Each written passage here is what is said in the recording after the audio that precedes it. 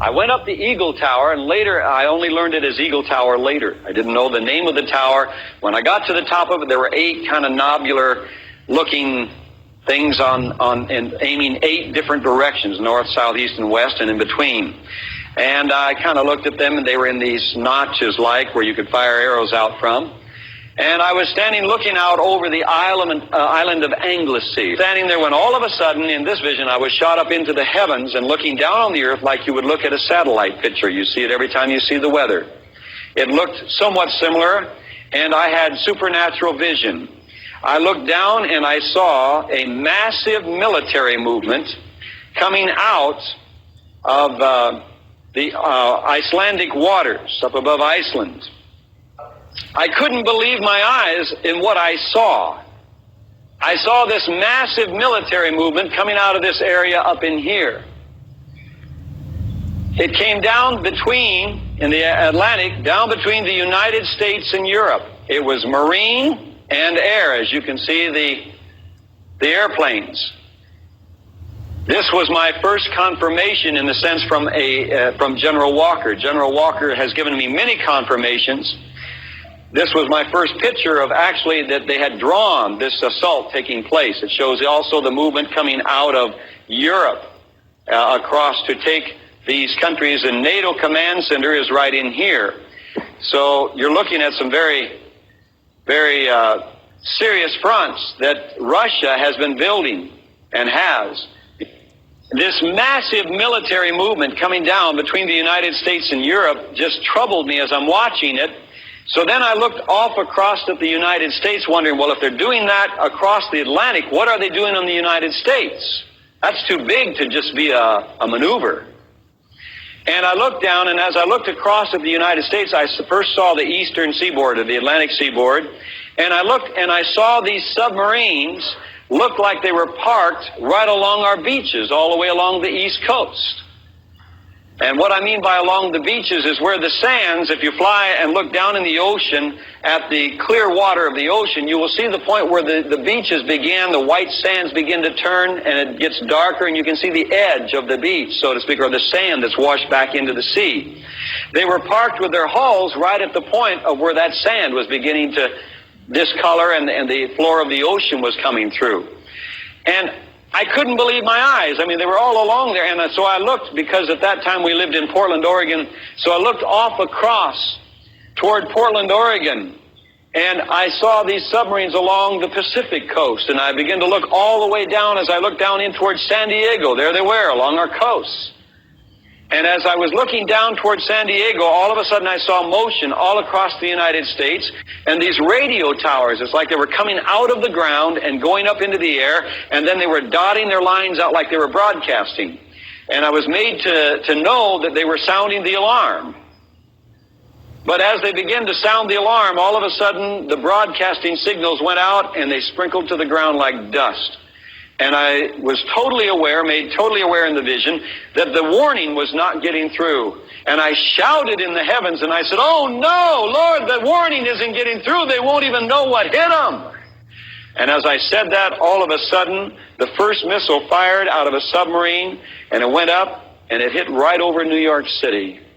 I watched that city literally disintegrate into the atmosphere as that massive explosion took place. I mean, it was gone, folks. There'll be nothing left of that city. Then all of a sudden I looked down along the coast and about where I would say be about Miami, Florida. And I told them down there last night, and they weren't too happy to hear that. And I said, and Miami disappeared.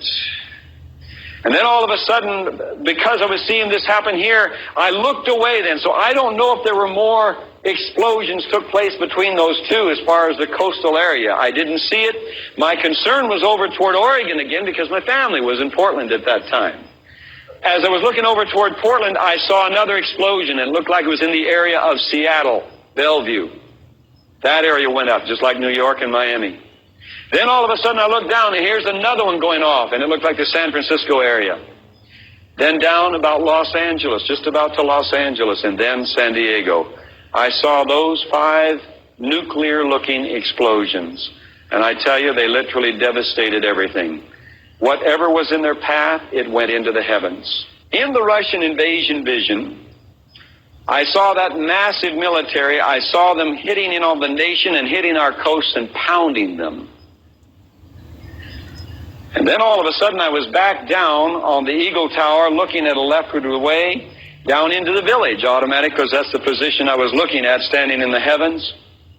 And I watched the village. The cars are going, normal speed. People were walking, normal, talking normal.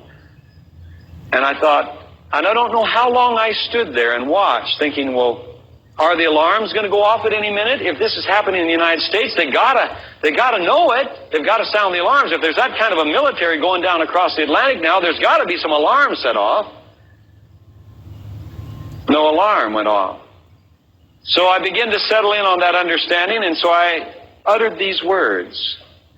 Oh God, if this is not happening, then what will be the sign of it happening and of its time? That was my words standing there. As I spoke those words, these words were spoken very clearly back to me. December the 14th, 1986.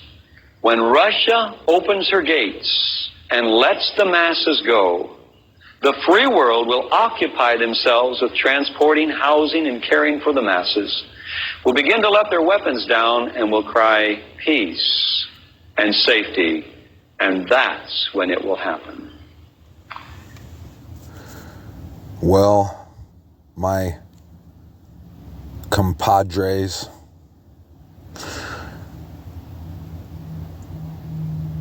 I don't agree or don't take what you just watched as me saying that I believe 100% that that man was being honest and that he really saw what he saw.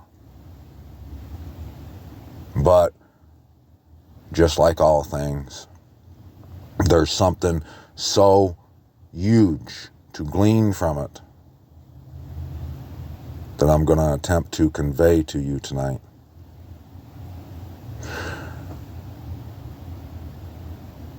And in addition to that, you remember that for y'all that's been around for a while? In addition to what we're going to glean from what you're looking at, I'm going to, Abba willing, I'm going to lay down. No, let me back that up. I'm going to open the page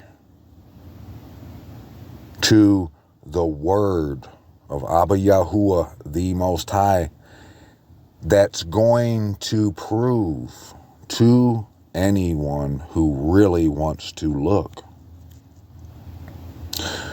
that what we've been saying, it's undeniable. You won't be able to deny it. You'll know for a fact that there is a second Exodus. And I'm going to prove it to you in Revelations in the Word. But before I do that, let me show you. Let's just talk about this right here.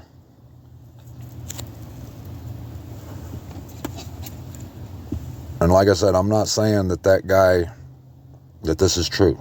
But I watched this, and I was sitting there looking at this, and there was a couple things that I thought about, and I know they're vital, and you're going to want to hear them. And you could come up with it on your own. But, just think of me as an advertisement. I'm just trying to entice you. That's all. What if we did land where those orange spots are, those arrows? What if that did happen? And now, if you're someone who is under the assumption that that's never going to happen,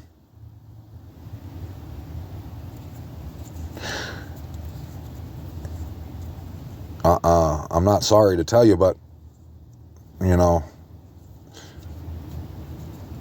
you're dead wrong. That, like that guy said, they were, and this video was made 10 years ago. It sounded like that guy was talking from back in the 70s or 80s or something, maybe. I don't know. Might have been the 90s, but it sounded old, didn't it? So even then, even back then, he said he was talking to that general. They've been planning, those guys, especially the big ones, like CHINA, the Ruskies, NK, a lot of them people, they've been wanting to wipe this place out for a long time. The place that everyone's giving their support to while they're doing the smashing over there in Gaza, them people, if they could grab a hold of the world and have range, which they do, I mean, it's all one entity, but they would turn around and wipe everyone off over here. They can't stand none of us. They don't, if you ain't one of them, you ain't shit. You know that. That's why they call them the Goyim or whatever, right? So we know all that. So, but, you know, you hear how people think that they're going to surround that place, right? What's to surround? You mean you're going to try to tell me that the Ruskies and CHINA and all them guys need to surround that little bitty sliver of a place? They could have that gone, if they really wanted to, in no time. In no time. There wouldn't be no big battle there. That's not what they're not gonna, the end of all things isn't gonna come about from them trying to wipe that little sliver out with military action. It's got to be all. But the hammer has been this place right here that you're looking at. They've been running the show the whole time. But like I said, they're all one entity. It's multifaceted, let me tell you. But so this right here, this happening it's a high probability. And I mean, as far as you or anyone who might not be sure that this is going to happen, you should at least understand that it is a high probability that it will happen. And it's a absolute that those guys I mentioned want it to happen bad. They want it bad. So, and if you know the jet stream, right? You know how the jet stream works. Let's just say they did land right here where he said they did, okay? We know the jet stream usually goes like this, like that, right? And then this one down here comes down like this, and it comes up right here. That's why there's so many tornadoes right here. It's Tornado Alley. There's no tornadoes in here. I think I looked it up one time, and I think they had 2 in like the last 200 years or something, and they were little bitty dust devils or something out in the desert. It was nothing. So and that is the jet stream. I've laid blacktop. I've worked outside my whole life. I watch the weather every day and every night. I know that's how the jet stream works. I know it is. And that's how the winds blow. For the most part. I mean, it changes, here and there, but for the most part, on average, a typical day, you're looking at it right there. So, say one landed here in Seattle. The fallout is going to go like this right here. It's going this way, probably, more than likely, or up this way. So, anywhere from here to here is in danger. I don't know how far that stuff goes, but if they're as big as what they're saying they are, I mean, I don't know. Who's to say? I've told you guys before, I don't like gambling. I don't like taking risk like that, And if they did, and I could totally see them doing it to LA, couldn't you? I mean, like, no doubt, I could totally see them doing it to LA. So, if they did, and it went this way, it could either go up here, or down here, or down here. All this, all that area, all this area. What area has the highest probability of escape.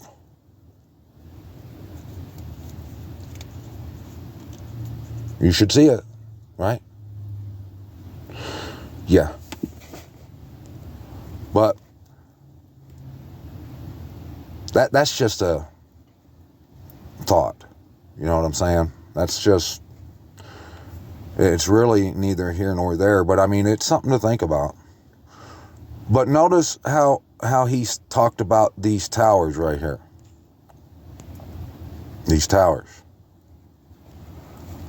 He said that they just crumbled. They fell down, and no one, that let him know that no one was getting them, that the warning, that the people wasn't being warned.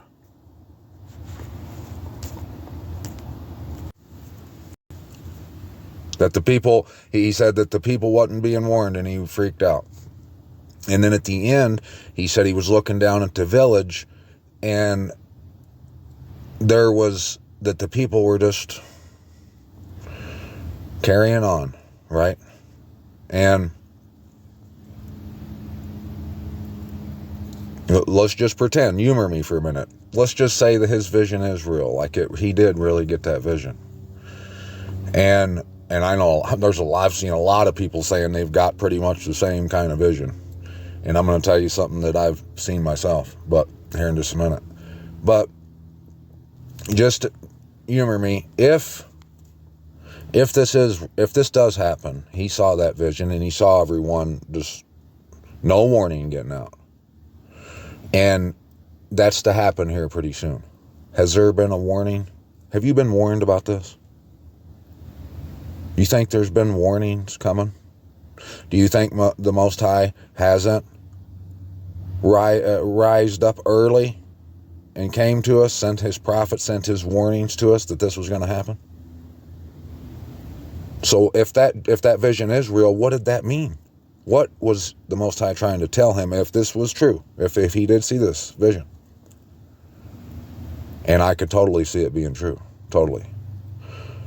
If the Most High warned him and showed him that the towers would fall, that the warning, whatever the warnings would come from, would crumble, and that the people were just carrying on because of all the cares and the lust of this world. Would that mean that there hasn't been a warning? Because there's been plenty of warning that this is going on. I mean, the countries I named, they make movies about it. Like for the citizens to watch. They talk about it. They've been over there building fallout shelters this whole time, getting ready for this thing. It's coming.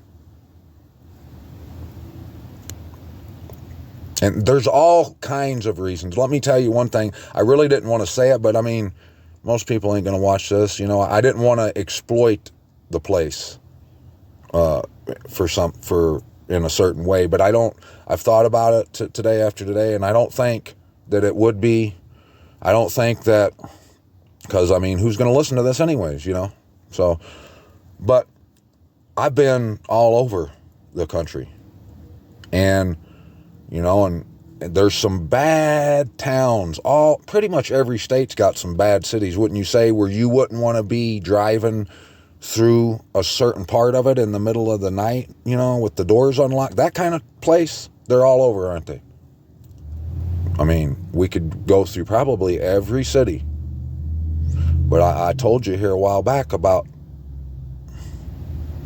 the place. You know what it's full of? And it's, the whole place is full of it. Of people just wanting to be Christians, and they do anything for you. That's what it's full of. So there's another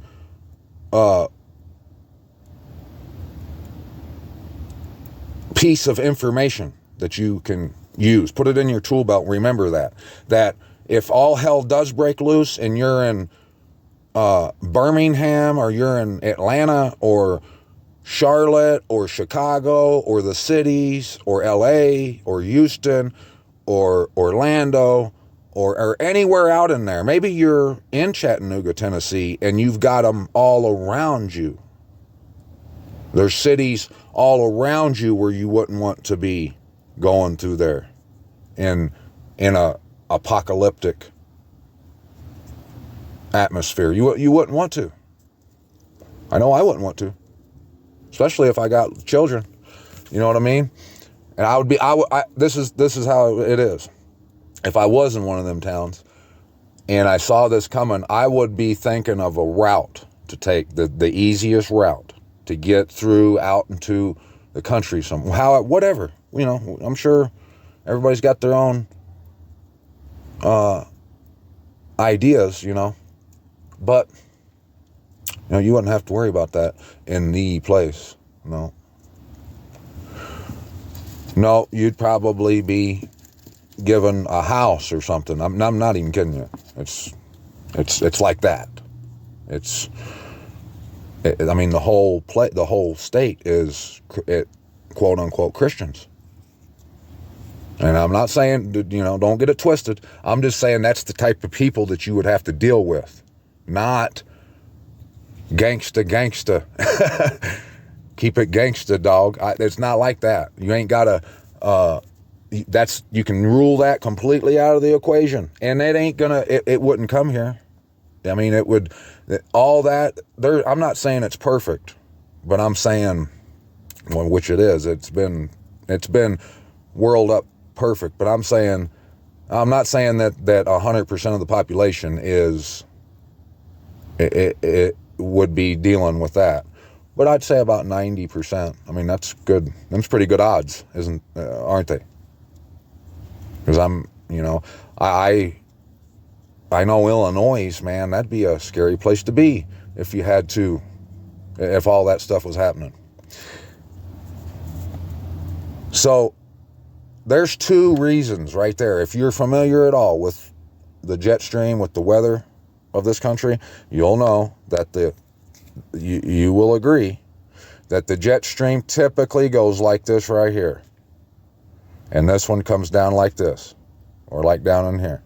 So, and then the stuff in the springtime during the storms comes up this way, but there's a hole right here and that's why the weather is like it is right there. It's different. But, so the people have been warned. They've been warned. And they're going to continue to be warned until it's too late. I mean, until the door shuts, right? So he saw those towers crumble. That was, if it was true, and like I said, I would think it is. I mean, that's just my opinion. But I don't know for sure because I wasn't there. I can't say 100% for sure. But if it was, and those towers did fall, he's seen them towers fall, it's not because that there wasn't a warning going out. Abba wouldn't leave he wouldn't leave anybody like that. He gives everyone more than you could think of, more opportunities than you could ever ask for, more truth, soaking you with truth, more than you can ever ask for. So it wasn't that. It was that the people, it don't matter. They don't hear the warning. They don't care. Because the world, the lust and the necessities of this world chokes the truth out. I hope it don't choke what I'm about to show you out. Because it's, you can debate it all you want, but you can't debate with obvious truth. Watch and see. Oh yeah, I want to show you this real quick before we go to the word. I've had this for a while, and I haven't, I was wanting to bring it to you, but I completely forgot about it. But this is the plot from Loki, the TV episodes or whatever. And the last episode of of this last season, I guess, was called For All Time Always, right? Check this out. The Citadel at the end of time stands on a lone astronomical body surrounded by a beam of light. Beam of light. Loki and Sylvia, whatever, having emerged from the void, approached the front door. And I mean, every story, all these stories, they all tell it in some way or another. They tell the tale for you to see. And look at these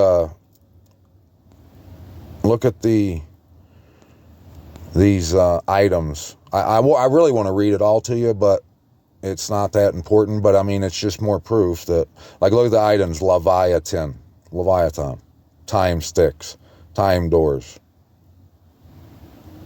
Infinity Gauntlet, the Asgardian armor, Sylvia, what's her name, sword, time twister. Now, I could, you've probably seen all this, but I could go to YouTube right now and we could go to almost every channel except for a few. Very few are actually being brave to speak the truth, and aren't being absolute hypocrites. Because a year ago, the same people that are just denying the truth and trying to act like it ain't real, like the elephant ain't in the room, those same people were mad that the other side was doing that just like not too long ago, like 2 months ago. They were on the other side of that coin. They didn't, the same people that were mad about censorship, about being censored and whatever, and all that, they're trying to censor people right now. The same people. You could go to almost every channel on YouTube that is mentioning what's going on over there in Gaza right now, and they're all screaming the same thing. They're saying that this is the Gog and Magog war, that all the nations are going to surround that place, and that is the Holy Land. It's God's chosen people, and that everyone is going to be defeated. And they're giving that place, those people, such a pass. That's what I said. It's changed. It's flipped the whole world upside down on its head, because people 2 months ago that were screaming that we shouldn't be censored, that people, innocent little children, shouldn't be getting smashed to smithereens. Them same people 2 months later now they've completely flopped and did a flip-flop on all that. Now they want all those things to happen. All those channels, all through the comments. You look through the comments, it's people saying, these people, they're going to see, God's going to smash them, all this stuff. And if they could get away with it, they would just say, wipe that whole strip out over there, basically. And there's all kinds of evidence coming out about what happened on that day after the Sassoon Codex landed. There's videos of them guys taking out all those people at that music event. There's pictures of all the cars that were trying to get out or in the parking area or something that looks like Lahaina. And I'm not saying that's, I'm not making any accusations. I'm just saying it might, like, just think about this. I know for myself, on 9/11, on that day, I was in Minneapolis, or St. Paul, Minnesota, in a hotel room. And I was still in bed, and my cousin came down and beat on the door and woke me up. And I opened the door, and he said, turn the TV on, we're getting bombed. And I was like, really? And from that day until years afterwards, it's what I thought happened too.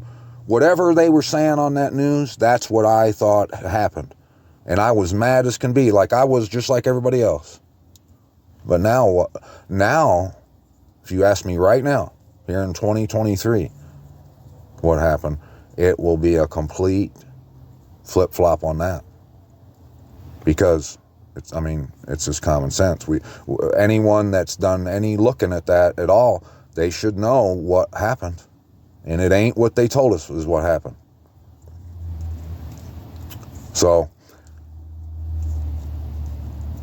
it could come out here that they did do that to them people at that music thing. Who knows? Who knows what might happen? But the facts, it still remains. There's all kinds of people that are saying that place can't be touched. Just like right here in verse 4 of Revelations chapter 13. Look. And they worshiped the dragon, who gave authority to the beast. And they worshiped the beast, saying, who is like the beast, who is able to fight with him? And he was given a mouth speaking great matters and blasphemies. Yep, check. Check on those three. He was given authority to do so, 42 months. I'm not sure what that is, but the 42, boom, there you go. And he opened his mouth in blasphemies against the Most High. Check. To blaspheme his name. Check. And his tent. Check. And those dwelling in the heaven. The truth comes from heaven. Those dwelling in the truth. Yeah, that could be. And it was given to him to fight with the set apart ones and to overcome them. I hope that you're not thinking that that's actual fight, like a gun battle, because it ain't. It's bigger than that. All those people who were saying, who can fight with him? They can't touch them. They've killed those people. Them people are dead. If they continue in that falsehood, they're done. And authority was given to him over every tribe and tongue and nation. Yep. Basically. You gonna tell me that it ain't? Okay. They all go kiss the ring of the Pope, do they not? What's the Pope's whole foundation based on? Jesus. From that town that starts with a J. Yes, it is. The whole world. So, the Pope kisses their ring, that place's ring, basically. However it goes down, it's all one conglomeration. So, check on all that stuff. And all those dwelling on the earth, whose names have not been written in the book of life of the slain Lamb from the foundation of the world, shall worship him. All those dwelling on the earth. So all people dwelling on the earth's names have not been written in the book of life? Is that what that's saying? It ain't. You see, here's another thing too, that I've been saying that these are all code words, that this is a lock. This is why he says, lest they have ears. And here, the mysteries of this stuff, the secrets, the hidden manna, the stuff that we would understand in the latter days perfectly, it's been locked in here. It's been in here this whole time, but we have to unlock each word. And there's levels to this, my friends. We haven't even touched the surface yet. But we're unlocking more and more doors as we move forward. And wait till you see what I got to show you. Like I said, it's going to be a wrap. It'll be a wrap. And I haven't even gotten close yet, so just don't touch your dial. Those dwelling on the earth, all those dwelling on the earth. And that's not everyone that's dwelling on that's alive right now. It's those dwelling on the earth. And they worship, and they do. Even if you're someone that's, how many people are there that that you would think would have an opportunity, have a possibility of being written in the Lamb's Book of Life, how many of them people are still sold hook, line, and sinker that place is the place? Probably all of them, huh? No joke.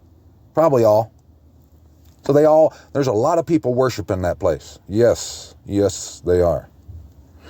If anyone has an ear, let him hear. He who brings into captivity shall go into captivity. If you keep working that falsehood and you keep pushing it, you're done. It's over. You ain't coming out. He who kills with the sword has to be killed with the sword. Here is the endurance and the belief of the set apart ones. Captivity. Key word. Captivity. And I saw another beast coming up out of the earth, and he had 2 horns like a lamb, and he spoke like a dragon, and he exercises all the authority of the first beast in his presence, and causes the earth and those who dwell in it to worship the first beast. Causes the earth.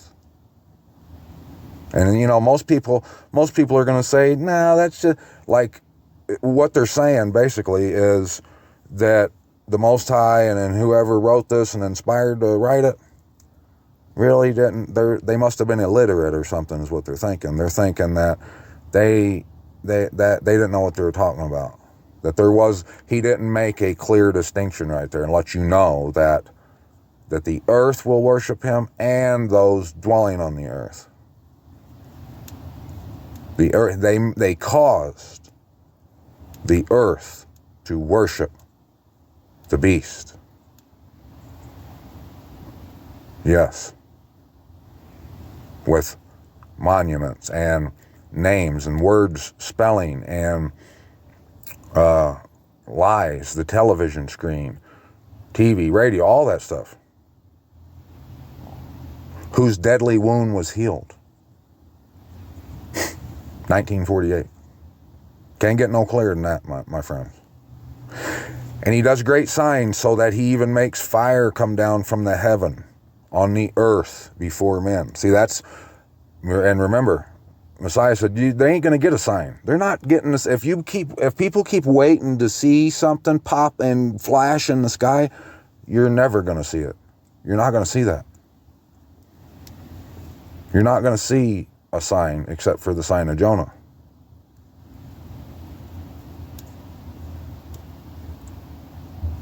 They make fire.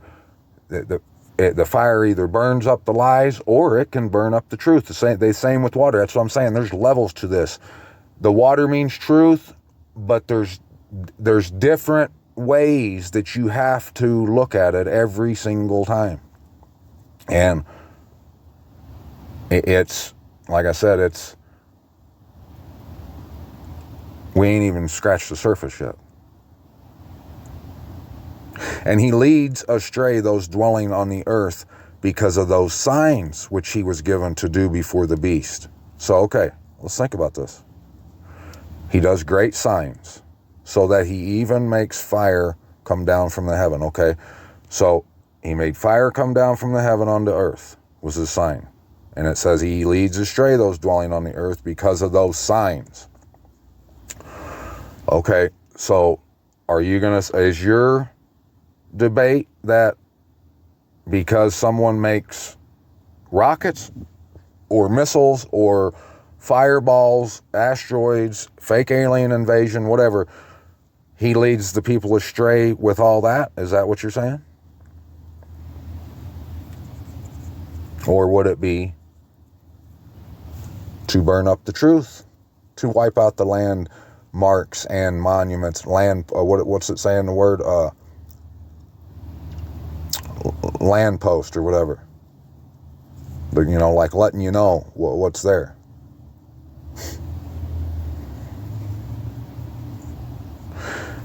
Saying to those dwelling on the earth to make an image to the beast who was wounded by the sword yet lived. Now let's see if they check the box on this one. If what I'm saying's right, true. In 1948, they went over there and said, we're gonna trick these sons of guns. We're gonna tell them this is the Holy Land. We're gonna build it right here. And this is where it's all gonna come, and we're gonna use this to bring about the end that we want. It's gonna trick everybody. And Abba's ultimately the one that does everything. So you got to add that in. That's the next level up. Right now we're still down here on human level. The men and the enemy, they said I'll tell you right now. They didn't say, we found a set apart place, the Holy Land. Let's tell the whole world this is it, and we'll have tours of it. And they would never do that. So scratch that out. Check. That's a check on that for sure. They would never do that. The enemy, they would never tell you where it is. Never. So, if what I'm saying is true, and they went over there and made that to fool you, does that mean that it checks the box off here on this verse 14? Saying to those dwelling on the earth, to make an image to the beast who was wounded by the sword yet lived, to worship it. The whole world does. Basically, there's the only ones that really have a big beef with them are the ones that they've bullied their way into their house. And they're up close with them. They see they know what it is because they lived there. Their ancestors lived. That's their country. That's why they're so mad. That's why it's been such a nightmare over there. It's the only reason. That's what it is. The beast is who, you should know who the beast is. And there was given to him to give spirit to the image of the beast, that the image of the beast should both speak and cause to be killed as many as would not worship the image of the beast. Yeah. And there's so many levels to that right there. I don't have all the answers to that, but yep. That's exactly what happened. And the whore sits there, Babylon. The Kabbalah is pushed out of there. It was given a spirit so they could speak. It went on from there. The whole world has based their faith, basically. A lot of the world has based their faith on that being the place, and that those guys are the people, the Most High's chosen people, and that you best not make eye contact with them when you're walking past them if you want to live. I mean, basically, in a nutshell. Maybe, it's not that extreme at first glance, but it is, though. It's very extreme. And he causes all, both small and great, rich and poor, free and slave, to be given a mark upon their right hand or upon their foreheads. And that no one should be able to buy. We went through all that. No one should be able to buy, but think about that. I've been showing you that the mark it's those of the land of the dead, not the land of the living. It's that grievous and open festering wound that could be healed, but people don't want to heal it.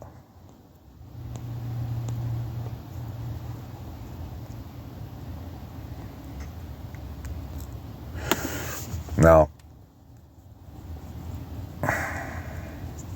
I mean, I don't want to sound redundant or like I'm preaching at you, but you should take notes to what we've been reading, but wait till you see what I'm about to show you. I hope you take notes.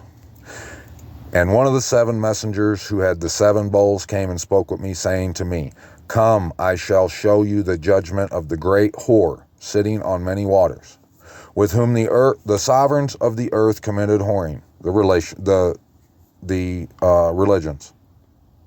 They did they not? Yep, they did. They committed whorings with her. And the inhabitants of the earth were made drunk with the wine of her whoring. Made drunk with the wine of her whoring. Now, I know a lot of people, like, they believe that drunkenness is doing the holidays and all that, and it is. All that stuff. Everything.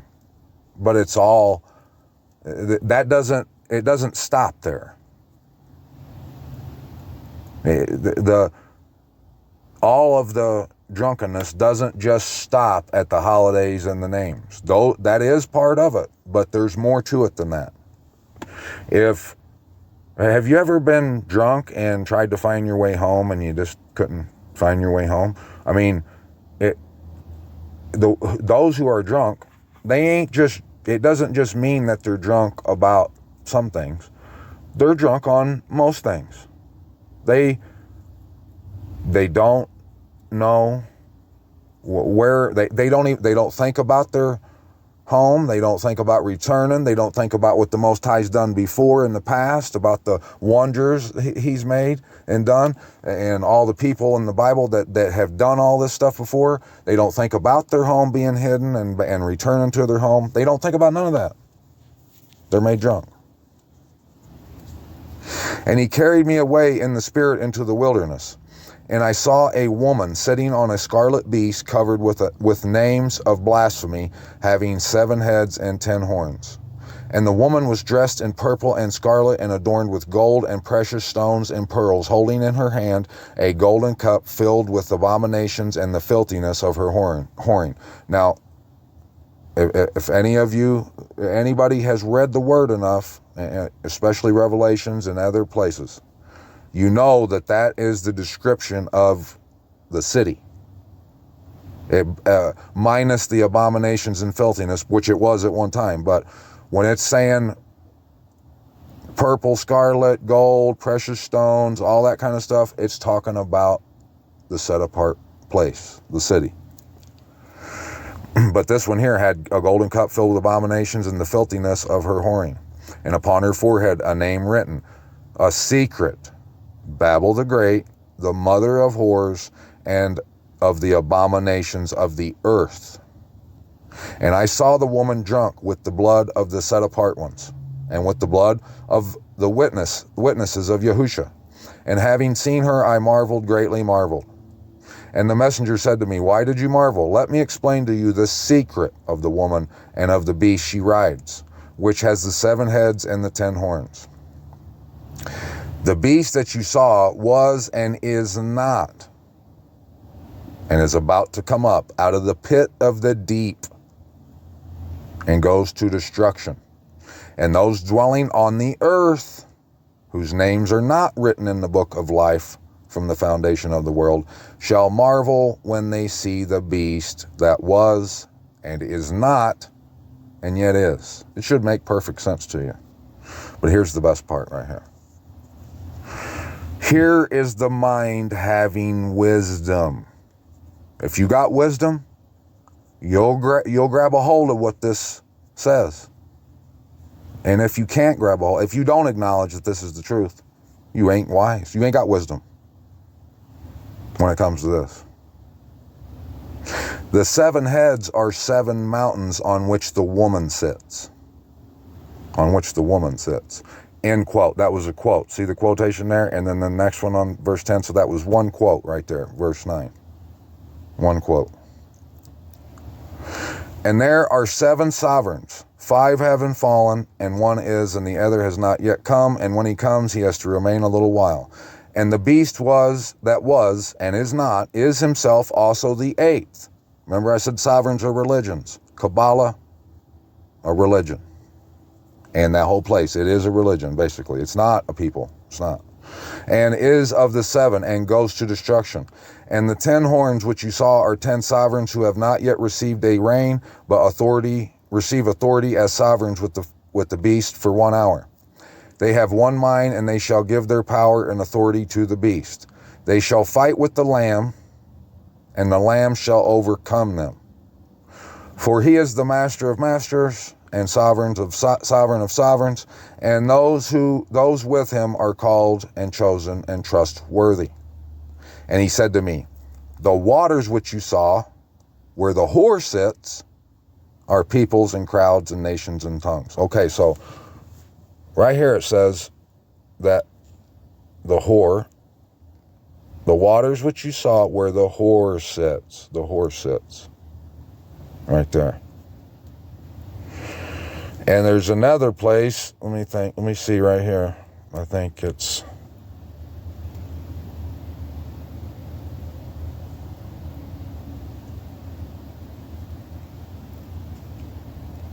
it might have been the only, well, no, two spots, yeah. No, yeah, I think there is two spots. It might have been in chapter 13, maybe not. But it says right here, the waters which you saw where the whore sits. So the whore sits on waters, the people, the tongues, and the nations.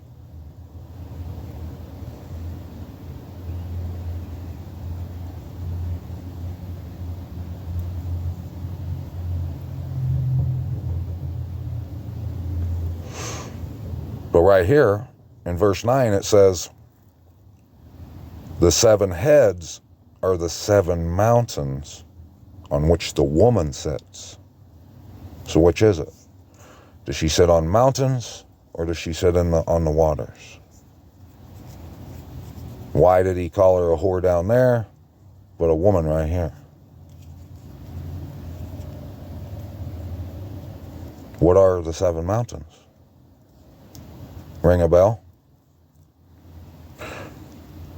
And if you think that that's not making the connection that I'm implying that it does, that I'm hoping that you see that it does. If you think that it doesn't, that's why in the first of the verse right there, it says, here is the mind having wisdom.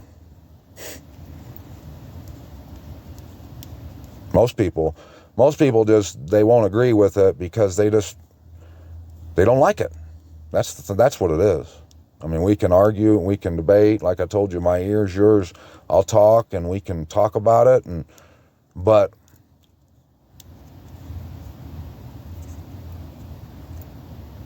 I would rather, talk about the real issue. Why it is that you having such a hard time stopping denying it completely. Why are you having such a hard time not turning your ears off when you hear it? Instead of saying, maybe this is true. Because, look at all this fact-rich evidence that this guy's brought and just keeps it coming. And I'm not done yet. I'm not even close to being done. 7 mountains. You should already know. And if you don't, I'll leave this one clue out right here. I'll put this clue right here for you. There ain't no 7 mountains over there at that place. No. But that's the only box that place don't check on this list. Pretty much out of all the lists we just ran through. Because it checks the box with the dragon giving authority to it, it being a hoe, it being over all the peoples, the crowds, the nations, and the tongues, it being having abominations in its hand, the names of blasphemy, all those things, check. But it ain't got 7 mountains. Most High he don't leave you hanging. He put that there. He put that there for us to grab, to use, because he loves us. If you won't even look at it and you say that's not what that means, what you're saying is the Most High ain't capable of doing what I'm telling you he's doing. You don't believe. That's just bottom line. And you're choosing not to believe it because there's something that you're choosing over this. You're saying, I'm not leaving my home. I just got a house. I just got married. Whatever it is, that's what you're choosing. And until we can talk about that, I mean, like I said, I'll keep talking with you though, but we ain't going to get nowhere till that's brought out, until the problem is addressed. They shall fight with the Lamb. Why does it say Lamb right there? Why didn't it say Yahusha? Why didn't it say the Son? Why didn't it say Messiah? Why didn't it say the Word or the truth or the way or the life? Why the Lamb? Why the Lamb? And if you keep on thinking that, just like I was just saying, like that the Most High wouldn't, that there's no significance to him using the Lamb right there, you're arguing and debating with the Most High having all the right moves, saying just the right things at the exact precise right times. If you're going to argue with that, good luck. Have fun with that, because you're going to lose. Because they're all necessary, and they're all strategically placed. And my money's on the chief. I've seen those moves. I know. They're not Phil. They're not just used because whoever was writing it just said, I'll use the Lamb here, I guess. Yeah, okay. Because it's a shorter word than Messiah. So, no. When he uses the word Lamb, it's for a reason. It's for a reason.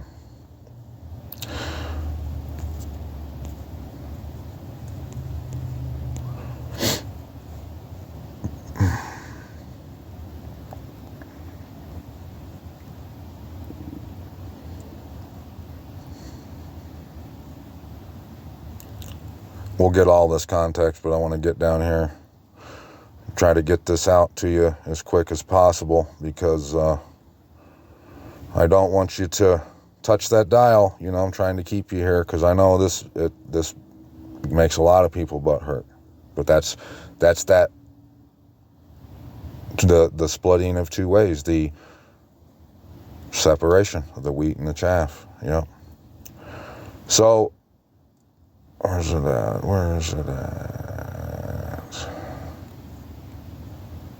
Right here.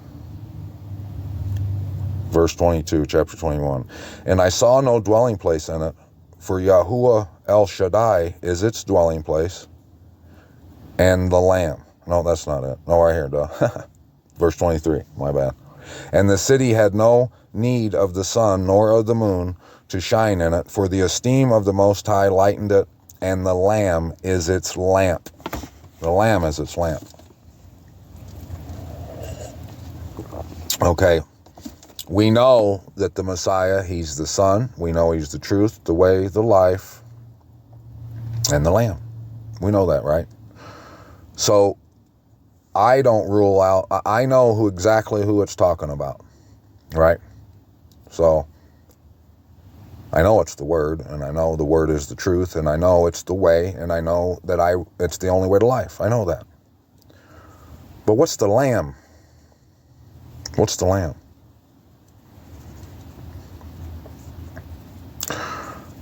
Yes, the sacrifice lamb and the Son, the Messiah, he paid the price. Yes, he died, and he did.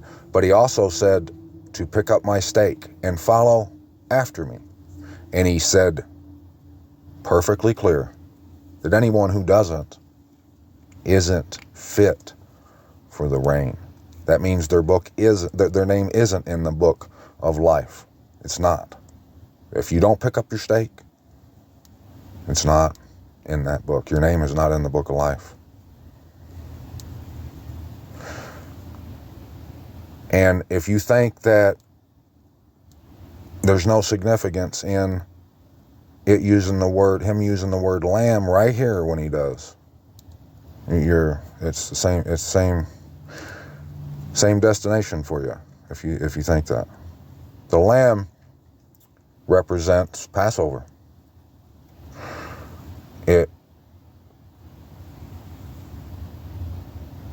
the Messiah, he didn't tell the Most High, I can't do it. He did it. He went all the way to the city,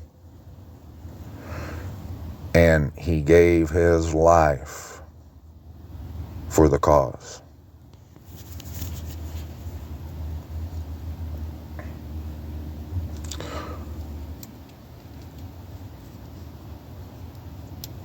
If I'm pretty sure that most of y'all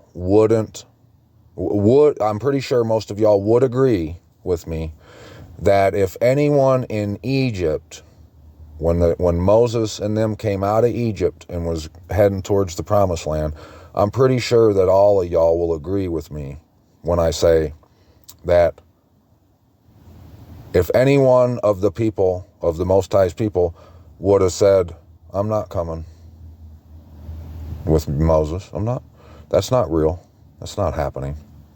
I know there's flames of fire at night and all that, but I'm staying here. Because they just made me head manager of the brick land, out here. I only get beat 10 times a day now. I've moved up. I'm not leaving now. I just got promoted. I only get, they don't use the whip with the metal nails or iron nails on the end of it anymore with me. I got a promotion now. I only get slapped upside the head 10 times a day as I'm laying bricks. And I can tell the other slaves when it's time to go get the whipped and get whipped with the whip. You know what I mean? If anyone would have said that they're staying, that they didn't believe, bye-bye to you. They didn't get to. They had to leave. That's why those who didn't believe that they could go over and that the Most High was going to whip all them and do all that he was going to do across the Jordan, if they didn't have to believe and didn't have to put one foot in front of the other, those people could have made it. Moses could have made it. He could have made it to the land. But they didn't make it because they didn't believe. No one could have stayed in Egypt and lived and made it and had their name in the book of life. Absolutely not. And I hope no one comes on here and tries to tell me that they would, because they wouldn't. There ain't nobody could have stayed there and said, I don't have to go there. That's fine. I'm going to stay here, and when I die, I'll be transported there, and I'll be right there, and I'll get the reward without having to do the work. No. And I know there's a lot of people that probably think that.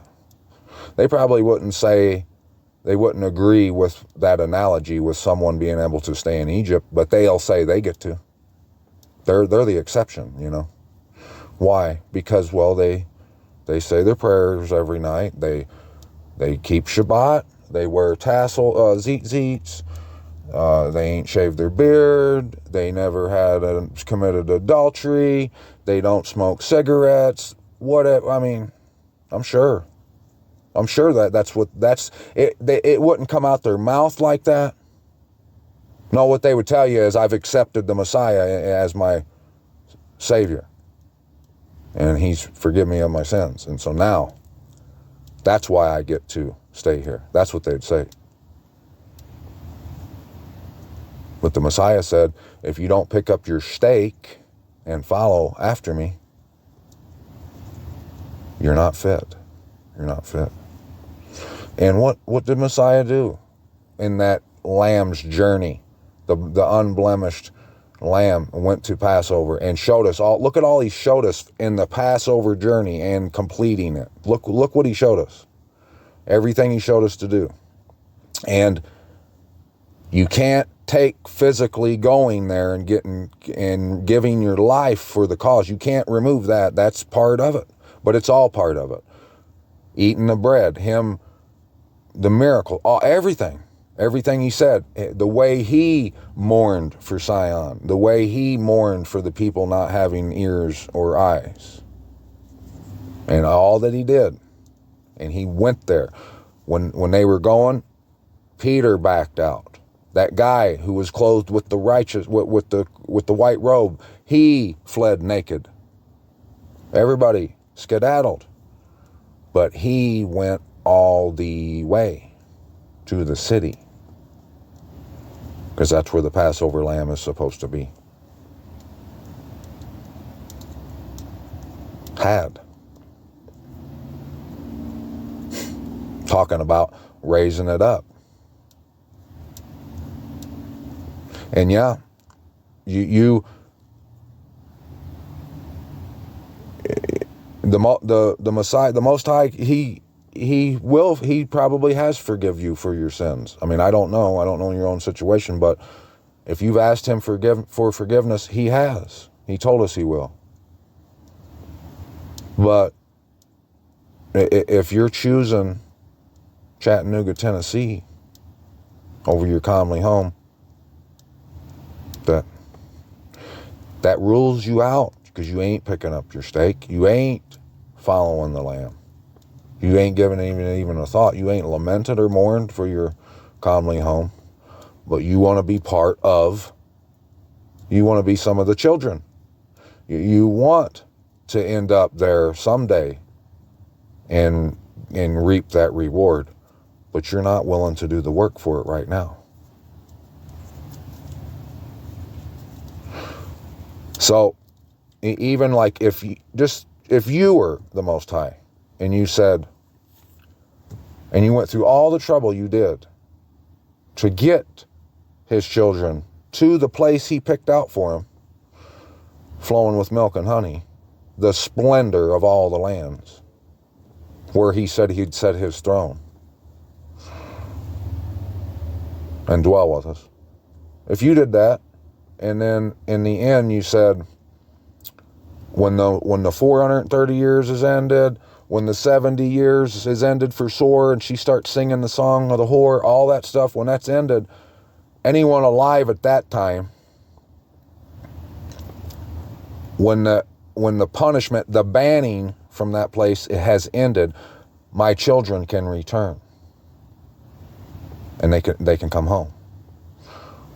When that ended, and your word the whole time, and it's being unlocked, revealing to people who's looking that you got to come home. If someone don't come home, I mean, what would you think? What are you going to say? Are you going to say, well, I know that they seen the word that says they should return, they should mourn and lament their home and want to return, but they don't really have to want it right now because they got their other houses and towns and communities they live in. So let them finish their life out there at that place. But when they're dead, just zap them over here, and they'll wake up here, and then I'll give it to them. Then they can start wanting that. I mean, guys, there's no, on the scale, the side that I'm talking about, the scale's broke. There is no weight on the other side. There's none. It's an absolute joke. It's a rout, is what it is. It's the truth is on route, in route over top of all the excuses for why we shouldn't do it or what it ain't saying.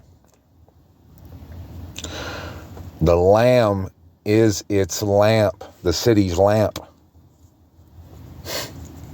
The Lamb. And the nations of those who are saved shall walk in its light.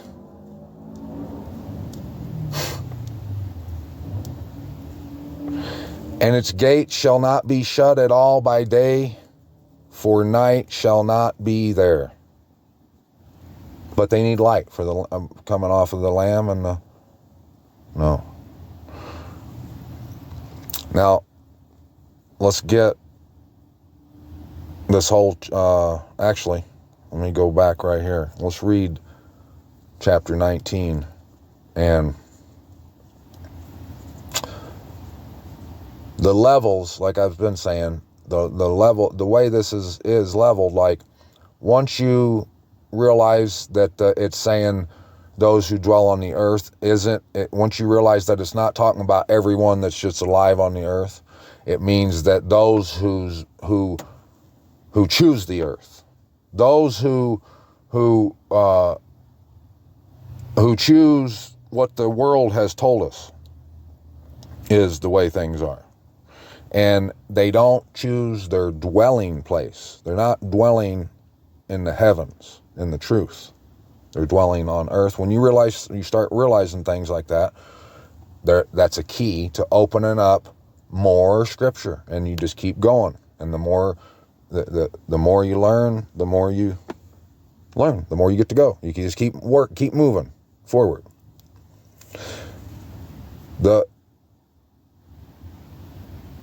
When you level up from those secrets, then you go back and read these chapters.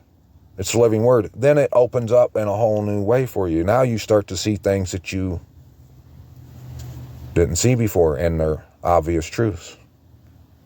And watch how this will open up now that we know a thing or two about what the word's saying. And after this, I heard a loud voice of a great crowd in the heavens saying, Hallelujah, deliverance and esteem and respect and power to Yahuwah our mighty most high. Because true and righteous are his judgments. Because he has judged the great whore who corrupted the earth with her whoring. Corrupted the earth. And he has avenged on her the blood of his servants shed by her. And a second time they said, Hallelujah, and her smoke rises up forever and ever. And the 24 elders and the 4 living creatures fell down and worshiped the Most High who sat on the throne, saying, It is. Hallelujah. And a voice came from the throne, saying, Praise our mighty Most High, all you his servants, and those who fear him, both small and great. And I heard as the voice of a great crowd, and as the sound of many waters, and as the sound of mighty thunders, saying, Hallelujah, for Yahuwah El Shaddai reigns. Let us be glad and rejoice and give him praise, for the marriage of the Lamb has come, and his wife prepared herself. And to her it was given to be dressed in fine linen, clean and bright, for the fine linen is the righteousness of the set-apart ones. And he said to me, Write, blessed are those who have been called to the marriage supper of the Lamb. And he said to me, These are the true words of the Most High. And I fell at his feet to worship him. But he said to me, See, do not do it. I am your fellow servant, and of your brothers who possess the witness of Yahusha. Worship the Most High, not the beast, not nothing else. Worship the Most High. For the witness of Yahusha is the spirit of prophecy. So, this was a messenger. And he fell down, John did, to worship me. He said, Don't do that. I'm your brother.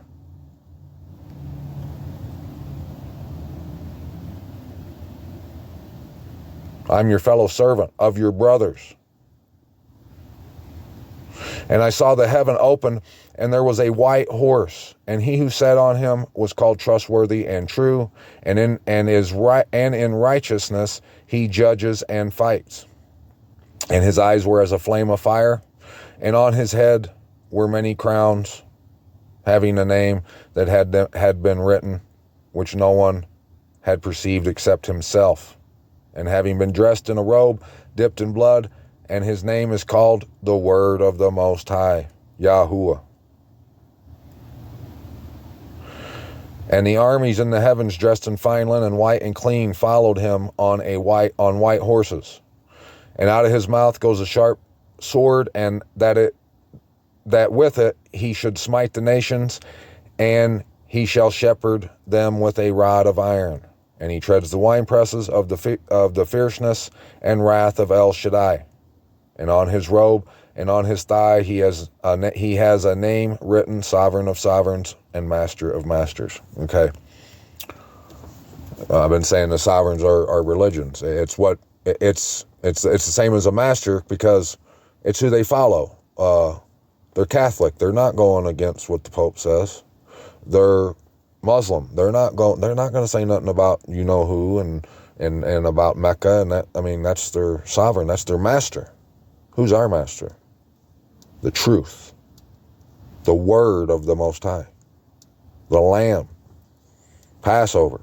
Get in your house. Blood on the doorpost. Why would there be blood on the doorpost? How many times do I got to say this? If it was everybody get in the roof, under the roof, he would have said, put some blood up there on the side of the wall or the roof or whatever and mark your house. The doorpost. Messiah died in the city. And he picked up his stake and go. Is anyone even coming close to that if they stay in Chattanooga, Tennessee? And they think because either of some words they said or of their works, their good works, that's their ticket in and it's punched. Is that even close to picking up the stake and following after the Lamb? It's not, is it? It's not.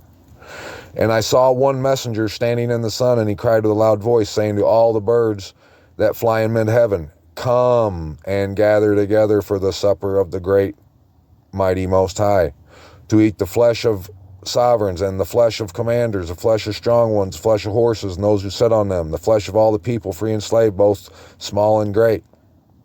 And that's not literal. It's not birds. It's not buzzards like I used to think. I used to think that too. And, you know, I'm sure Abba does gather birds for things like that, but that's not what this is talking about. Mid-heaven, flying mid-heaven in the truth. And I saw the beast and the sovereigns of the earth and their armies gathered together to fight him who sat on the horse and his army. And the beast was seized, and with him the false prophet who worked signs in his presence, by which he had led astray those who received the mark of the beast and those who worshipped his image. The two were thrown into the lake of fire, burning with sulfur. And the rest were killed with the sword which came from the mouth of him who sat on the horse, and all the birds were filled with their flesh. And I saw a messenger coming down from the heaven, having the key to the pit of the deep, and a great chain in his hand. And the beast comes out of the deep, remember? And he seized the dragon and the serpent of old, who is the devil and Satan, and bound him for 1,000 years. And he threw him into the pit of the deep, and shut him up, and set a seal on him, so that he should not lead the nations no more astray until the 1,000 years were ended. And after that he has to be released for a little while. And I saw thrones, and they sat on them, and judgment was given to them, and the lives of those who had been beheaded because of the witness they bore to Yahusha, and because of the word of the Most High. And why didn't they say the word of the Lamb? They bore the witness of the Lamb. Why didn't they say that? Say it in that place. They used Yahusha there in that instance, didn't they? Because of the word of the Most High, and who did not worship the beast, nor his image, and did not receive his mark upon their foreheads or upon their hands. And they lived and reigned with the Messiah for 1,000 years. And the rest of the dead did not come to life until the 1,000 years were ended. This is the first resurrection. Blessed and set apart is the one having part in the first resurrection. The second death possesses no authority over these, but they shall be priests of the Most High and of Messiah, and shall reign with him 1,000 years. When the 1,000 years have ended, Satan shall be released from his prison, and he shall go to lead. You know all that. And we'll come, I'm sure we'll be getting that another time. And they came up over the breadth of the earth and surrounded the camp of the set apart ones and the beloved city. And fire come down from the Most High out of the heavens and consumed them. And the devil who had led them astray was thrown into the lake of fire and sulfur, where the beast and the false prophet are. And they shall be tortured day and night forever and ever. And I saw a great white throne, and him who sat on it, who was sitting on it, from whose face the earth and the heaven fled away, and no place was found for them. And I saw the dead, small and great, standing before the throne, and books were opened. Books were opened. And another book was opened, which is the book of life. And the dead were judged from what was written in the books. What are they judged from? What have we been told they're judged from? The Word, the truth, the Word of the Most High. That sword that comes out of the Messiah's mouth. As it's the Word. The book, the prophets, Isaiah, Jeremiah, Ezekiel. When they are ashamed of their crookednesses, they are to measure. They are to know the measurements of the set apart place and to do them according to their works. And the sea gave up the dead who were in it, and death and Sheol gave up the dead who were in them, and they were judged, each one according to his works. According to his works, according to the books, according to the Word. And death and Sheol were thrown into the lake of fire. This is the second death. And if anyone was not found written in the book of life, he was thrown into the lake of fire. Was these people who came up over the breadth of the earth and surrounded the camp of the set apart ones and the beloved city, were they those people? Because I thought they were consumed with fire. The Most High threw down out of heaven. I thought they were consumed. And wouldn't that include Satan, the devil, and the prophet and all them guys too?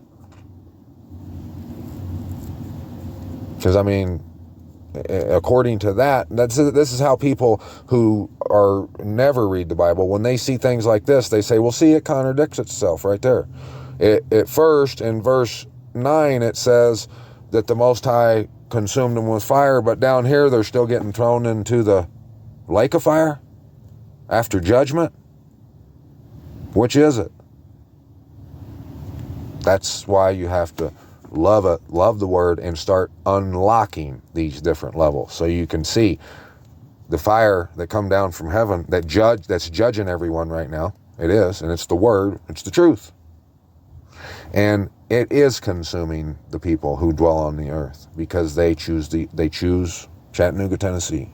They're choosing whatever it is. At the partying of the two ways, they're going with the chaff. That's their choice. They don't have to come with the wheat, but that's where they're choosing to go. And I saw a renewed heaven and a renewed earth, for the former heaven and the former earth had passed away, and the sea is no more. So according to the people who don't know about the levels, this new earth ain't going to have no sea. No more. No more whales and dolphins. No more sea world. None of that. And I, John, saw the set apart city, renewed Jerusalem, coming down out of the heaven from the Most High, prepared as a bride, adorned for her husband. Now, what's that? I mean, has the city got a white dress on? Is that what that means? And I heard a loud voice from the heaven saying, see, the booth of the Most High is with men, and he shall dwell with them, and they shall be his people, and the Most High himself shall be with them, and be their Most High. And the Most High shall wipe away every tear from their eyes, and there shall be no more death, or mourning, nor crying, and there shall be no more pain, for the former matters have passed away. And he who was sitting on the throne said, see, I make all matters new. And he said to me, write, for these words are true and trustworthy. And he said to me, it is done. I am the Aleph and the Toph, the beginning and the end. To the one who thirsts, I shall give of the fountain of the water of life without payment. The one who overcomes shall inherit all this, and I shall be his mighty Most High, and he shall be my son. But as for the cowardly and the untrustworthy, abominable, murderers, those who whore, drug sorcerers, idolaters, all the false, their part is in the lake, which burns with fire and sulfur, which is the second death. And one of the seven messengers who held the seven bowls filled with the seven last plagues came to me and spoke with me, saying, come, I shall show you the bride, the Lamb's wife. And he carried, not the Messiah's or Yahusha's, the Lamb's wife. And he carried me away in the spirit to a great and high mountain, and showed me the great city, the set apart Jerusalem, descending out of the heaven from the Most High. Didn't he just seen it up there at the top, didn't he, too? And now he's seen it again? Okay. Having the esteem of the Most High, and her light was like a most precious stone, like a jasper stone, her light. Clear as crystal. Kind of like that citadel at the end of time, huh? And having a great and high wall, having 12 gates, at the gates 12 messengers, and the names written on them, which are those of the 12 tribes of the children of Yasharal. 3 on the east, 3 on the, And the wall of the city had 12 foundations, and on them were the names of the 12 emissaries of the Lamb. And he who spoke with me had a gold measuring rod to measure the city and its gates and its walls. Why would he do that? Is it just more fill? Is he just telling you that the guy wanted to just get the measurements down so he knew how much siding it was going to need? Is that what it was? Wakey, wakey, my friends. And the city lies four-cornered, and its length is as great as its breadth. And he measured the city with the rod, 12,000 stadia. The length and the breadth and the height of it are equal. And he measured its wall, 144 forearms, according to the measure of a man. That is, of a messenger. That is of a messenger. Let's see what the couple other translations say about that. Yeah, an angel. Right here. To the measure of a man, that is of an angel. So what is it? The word just contradicts itself, doesn't it? Is it an angel or is it a man? There ain't levels to this. This is nonsense. That's what people are saying. That's why it's that judge, because yeah, you need to do what it says all the way across the board. And we're not going to be able to do it perfect, are we? We can't. We made mistakes. That's why we need forgiveness, huh? But if we don't think that we actually have to do what they did in Egypt when the words told us, lots of times that's what we have to do. If we think that, and we think because we're good now, I mean, why ain't everybody else good that's asked for forgiveness? Why?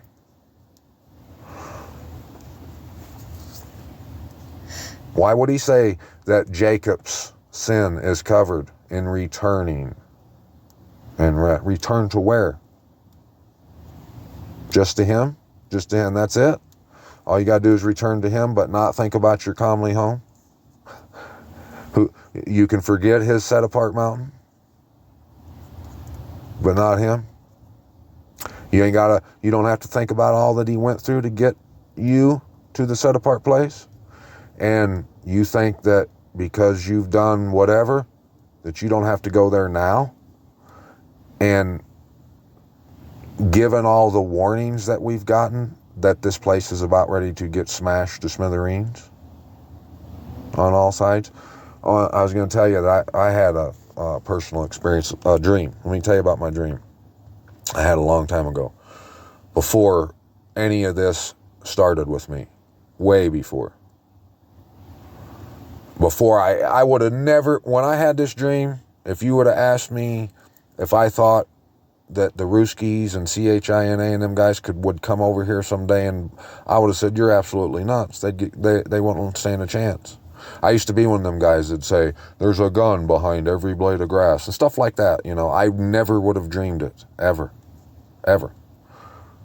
Well, I had a dream one day that I got up and went to work, and I was in Wisconsin, and I got in the truck and I was driving towards Madison, Wisconsin, and I was thinking, where should I go to work today? Because they're bombing out east, and I don't know how far they're come in. I mean, it might be like Ohio. This is what I was thinking in my dream. I remember it.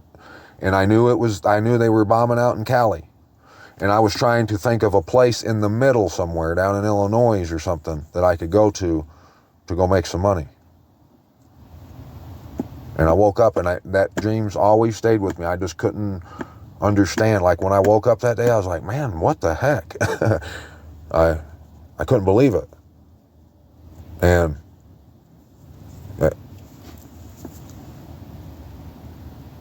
is your plan to just get bombed to smithereens, and that's fine with you? Just staying there and denying all this fact-rich evidence? I mean, I hope it ain't. I really do. And consider this.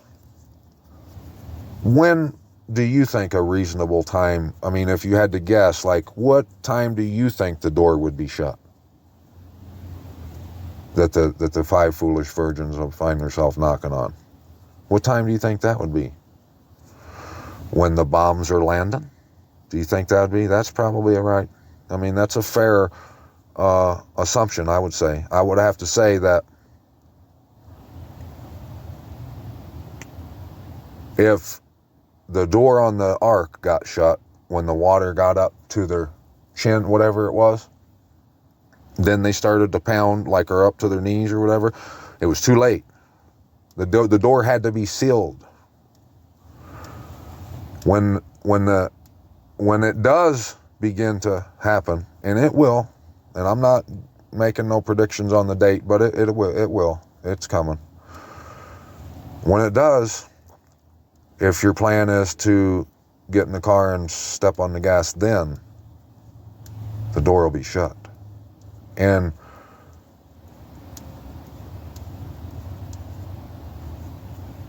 this is the way it is. Do you not? If you can agree with me that is going to happen, and that's in the plans that happens, that they do start dropping things over here.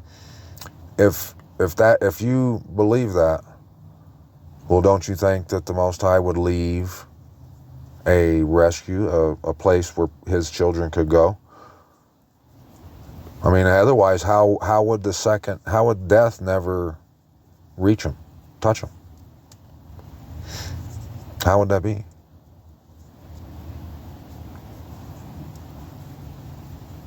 And if you say, yeah, everyone, it's just gonna get destroyed, and we're getting raptured up out of here. Man, that sucks that those guys back there in Egypt in that time couldn't get raptured out of Egypt and twinkled into the land and just put there. Didn't have to do no work, man. I bet they're going to be mad when they find out that the people at the end who were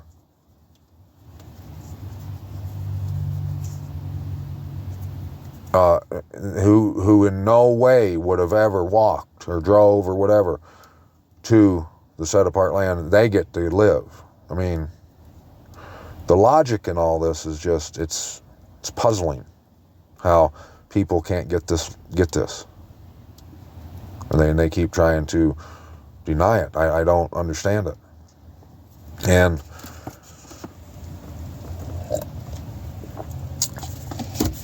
I mean, any way you put it on the scale, any way you want to slice and dice, put it on the scale, and you'll see.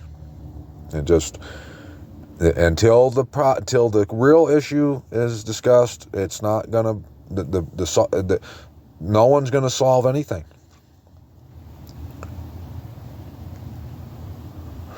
And the foundations of the wall of the city were adorned with all kinds of precious stones.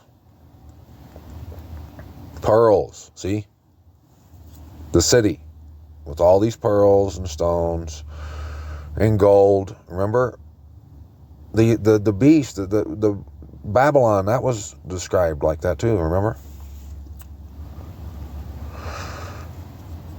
And why would he do that? Why would the Most High have the image made? And why would the enemy make it? Why would all that be? If we don't have to return. And if that causes the mark, why would that be? How would we avoid that mark? If those who refuse to lament and long to return home is considered in the word the dry bones, the dead people, and the land of the living is where the living people dwell, how would you get into the group of the land of the people that are living, that aren't the dry bones? And you got to go to the land of the living.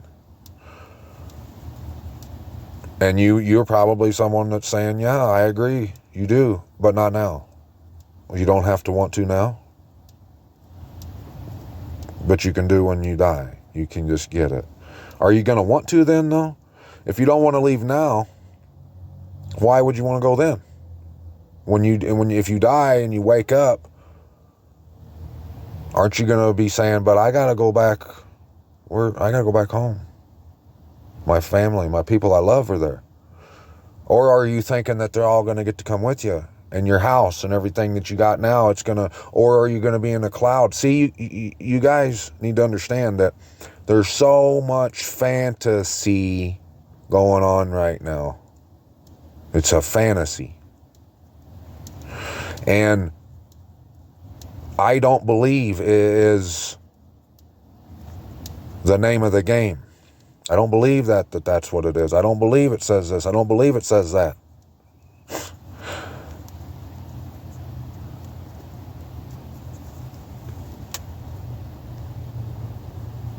I hope you guys wake up soon. At the 12 gates were 12 pearls. Each one of the gates was a single pearl.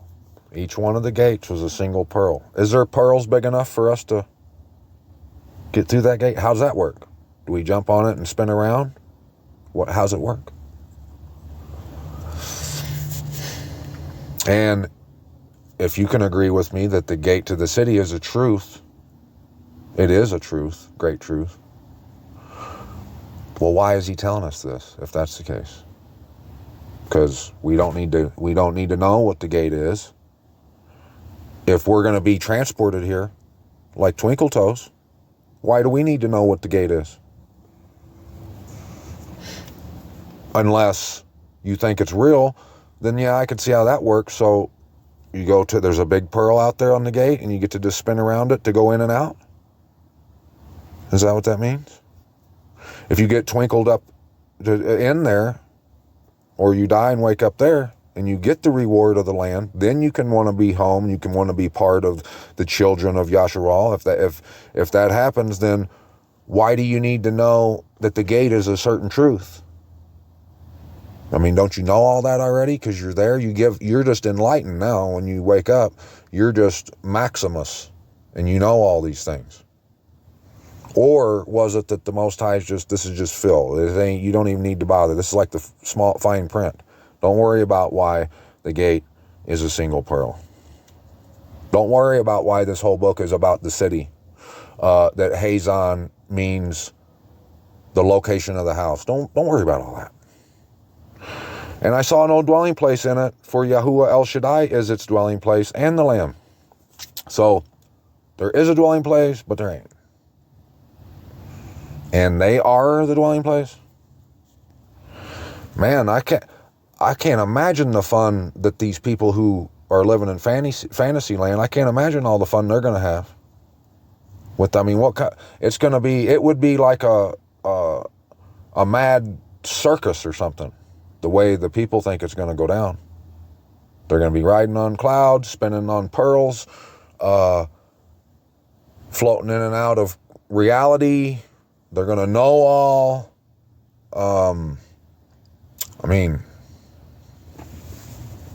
And if you don't think that you need to think about what it's going to be like, you don't want to go. I mean, that's just how it is. You just don't want to. Whatever the reason is you don't want to look, that's what you want. That's what you're choosing. Don't get it twisted. I'm not trying to sound like a jerk, but that's how it is. And the city had no need of the sun nor of the moon to shine in it, for the Most High, the esteem of the Most High lightened it, and the Lamb is its lamp. And the nations of those who are saved shall walk in its light, and the sovereigns of the earth bring their esteem into it. And its gates shall not be shut at all by day, for night shall not be there. Well, then they shouldn't need no light off of the Most High and the Lamb, right? If night's not going to be there. And they shall bring their esteem and their appreciation of the nations into it. Into what? Into the city. And there shall by no means enter into it whatever is unclean, neither anyone do an abomination and falsehood, but only those who are written in the Lamb's book of life. They bring their esteem and appreciation into it.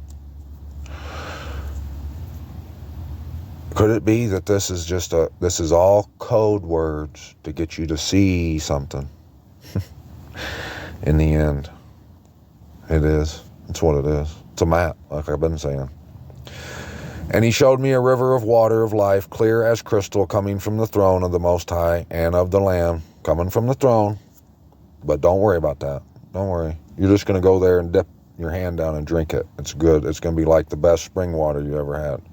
In the middle of its street, and on either side of the river, was of the, and on it only got one street too, the city, that is the Lamb, and it's like, I can't even imagine what kind of circus this is looking like for the people, how they're imagining all this going down.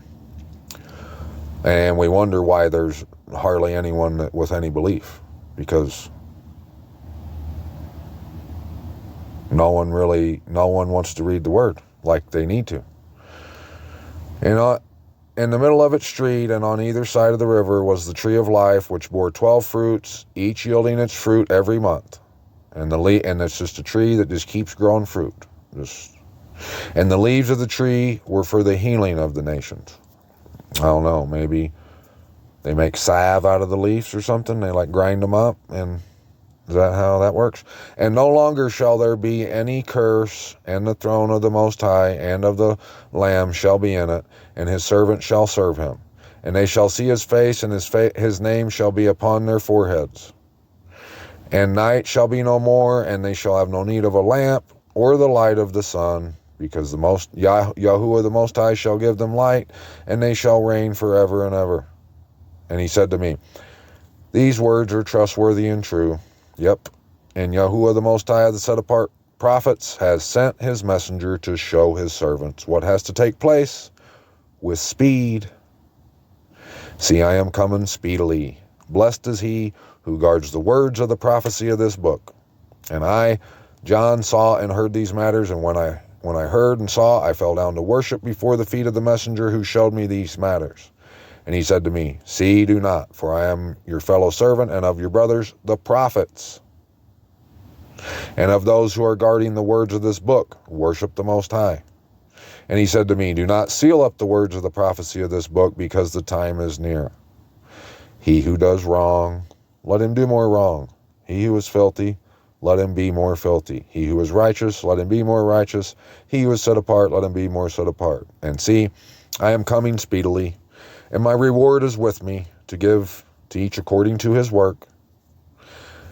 I am the Aleph and the Tah, the beginning and the end, the first and the last. Blessed are those doing his commands, so that the authority shall be theirs unto the tree of life, and to enter through the gates into the city.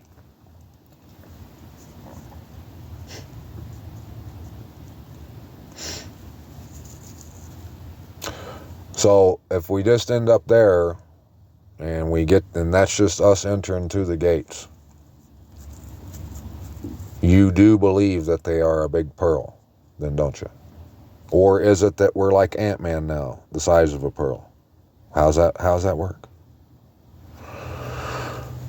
But outside are the dogs, and those who enchant with drugs, and those who whore, and the murderers, and the idolaters, and all who love and do falsehood. Do falsehood.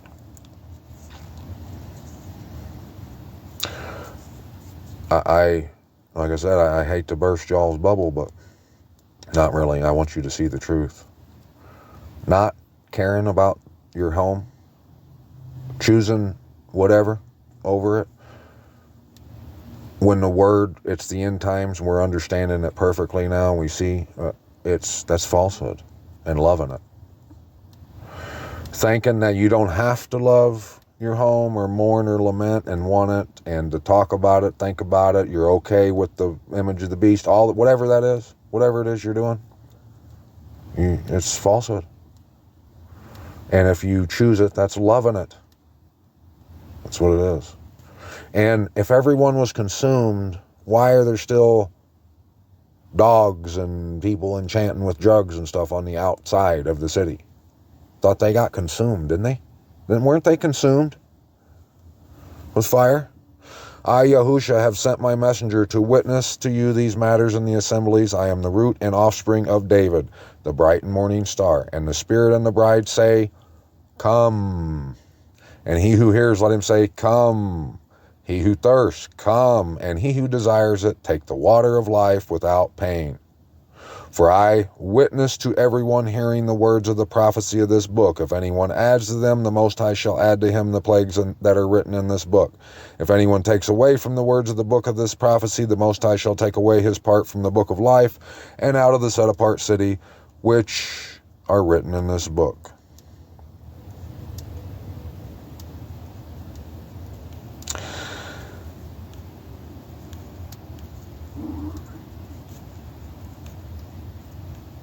Are you gonna, if anyone says that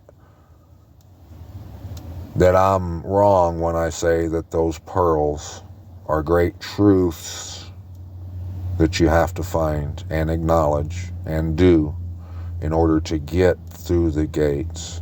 That's why it says they're solid pearls, single pearl. If you're saying that that's wrong, you're taken away from this book. You're taken away from it. You're going to be taken out of the book of life. And if you agree that they are pearls of truth, not literal pearls, if you agree with that, but you disagree with you needing to know what pearls and why you need to know those pearls, which gets you through the gate, if you disagree with that, you're taken away from the book, the prophecy of this book. And we can go all the way back through it, anywhere, the whole book. It's saying the same exact thing, my friends, same exact thing, over and over. Let's go back here to 13.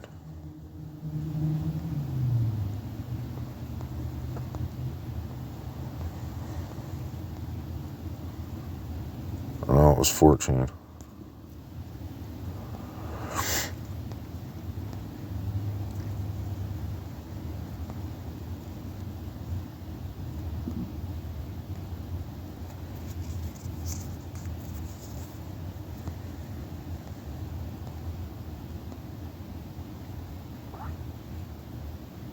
So, they are those following the Lamb wherever he leads them on.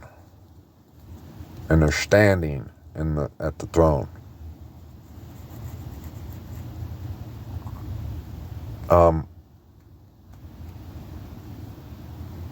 Are you following the Lamb wherever he's led you on?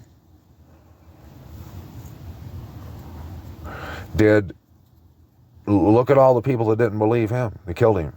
And they skedaddled. They didn't believe he was who he said he was. Even the ones seeing him make it and doing miracles, still. They watched him make the loaves and they feed all the 5,000. And it wasn't too long, it was probably hours, not even. After that, he said, I'm the bread of heaven that comes down, the bread of life that comes down out of heaven. They got mad about it and wouldn't even walk with him no more. And they were there because they wanted more bread to appear out of thin air. And they still couldn't believe that. They couldn't believe that he was the bread of heaven when he said that. They didn't believe it.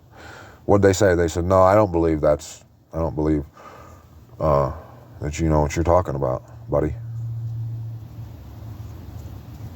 Why do you speak with like you got such authority, but ain't you Joseph and Mary's son, the carpenter?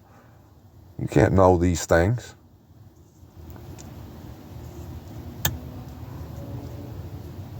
I don't believe you. I don't believe it. I don't believe that he would, that the word is levels like that, and that he would tell us in the word to come back. He wouldn't do that. He wouldn't waste his time like he did with them back then. I don't need to know that. And like I said, we can just keep talking about this and round and round and round until the issue is addressed. That's all it's going to be for you. It's just going to be round and round and round. until you can say, this is why I'm not leaving. Until you can admit that there's something. Because all you're going to is a place where the crime rate is probably the lowest on earth. I mean, I would not be surprised if it is. It's definitely got to be the only place I've ever seen where the whole state is ran by Christians. I mean, and it's just like, and I'm not saying that it's a good thing for this, because it's all people trying to be the best people they can be instead of people that just don't care about nothing. You know what I mean? So there's safety in that. And that was the Most High. He did that for a reason. There's protection in that. It was a way of him preserving this place until these things come to pass. And it was everything. He thinks of everything. It was protection for you. It was more reason for you to say, well, at least I, you know, if it ain't true and I go there, at least it's crimeless. Basically, you could just leave your car doors open and windows down. I'm not even kidding you. All that stuff. If the jet stream, the temperature, the beauty, the mountains, the 7 mountains, the upper pool, the lower pool, all that stuff, the Dead Sea, everything. I mean, even he thinks of everything. There ain't nothing that he doesn't cover. And the only reason that people aren't wanting to see all those reasons is because they have a reason that makes them close their eyes and turn their ears off. When the thought even gets close to their mind that they might have to choose to go to where to the land over that, they just hurry up and close their ears and their eyes, and they say, nope, I'm not doing that. My kids, they won't have nothing to do with me. It doesn't matter who won't have nothing to do with you, except for Abba, and that's it. And I saw another messenger flying in mid-heaven, holding the everlasting good news to announce to those dwelling on the earth, even to every nation and tribe and tongue and people, saying with a loud voice, fear the Most High and give esteem to him, because the hour of his judgment has come. And worship him who made the heaven and the earth and sea and the fountains of water. And another messenger following, saying, Babel is fallen, that great city, because she has made all nations drink the wine of the wrath of her whoring. And the third messenger followed them, saying with a loud voice, if anyone worships the beast and his image and receives his mark on his forehead or upon his hand, he also shall drink of the wine of the wrath of the Most High, which is poured out where? On the outside of the city, which is poured out undiluted into the cup of his wrath, and he shall be tortured with fire and sulfur before the set apart messengers and before the Lamb. And the smoke of their torture goes up forever and ever, and they have no rest, day or night. Those worshiping the beast and his image, also if anyone receives the mark of his name. Also, here is the endurance of the set apart ones. Here are those guarding the commands of the Most High and the belief of Yahusha. And I heard a voice out of the heavens saying, right, blessed are the dead who die in the Master from now on. Yes, says the Spirit, in order that they rest from their labors and their works follow with them.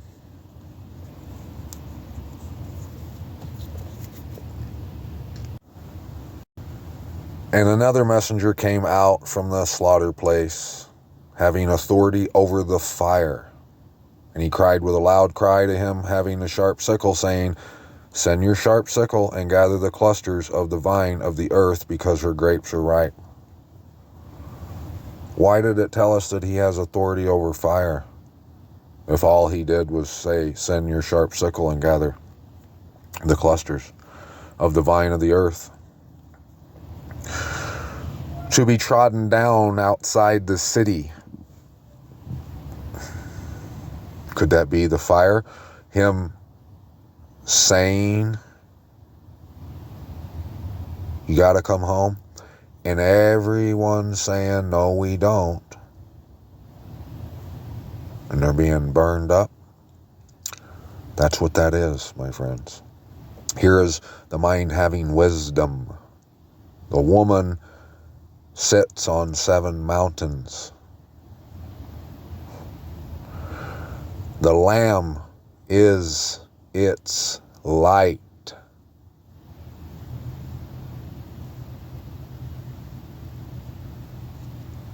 The gates are pearls of truth.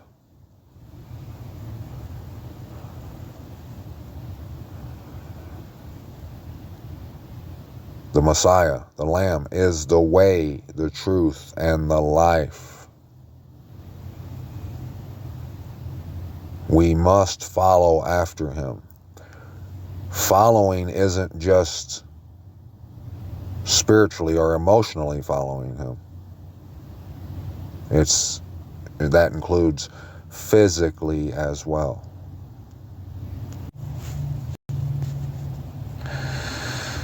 Isaiah chapter 8. And when they say to you, seek those who are mediums and wizards, who whisper and mutter, should not a people seek their Most High? Should they seek the dead on behalf of the living? To the Torah and to the witness, that's who you seek. If they do not speak according to this word, it is because they have no daybreak. And they shall pass through it hard pressed and hungry.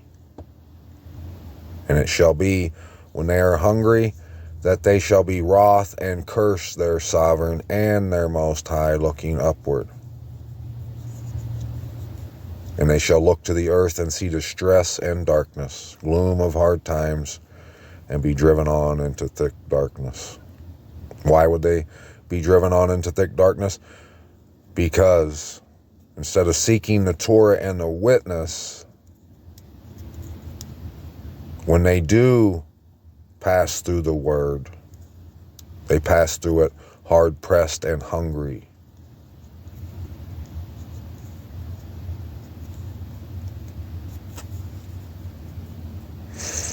Which will cause them to look to the earth and see distress and darkness, gloom of hard times, and be driven into thick darkness. They have no expectancy, but they think they do. They don't believe.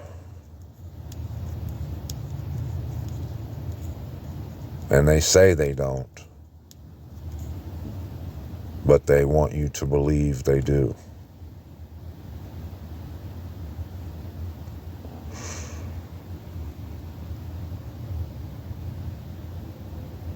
That's not...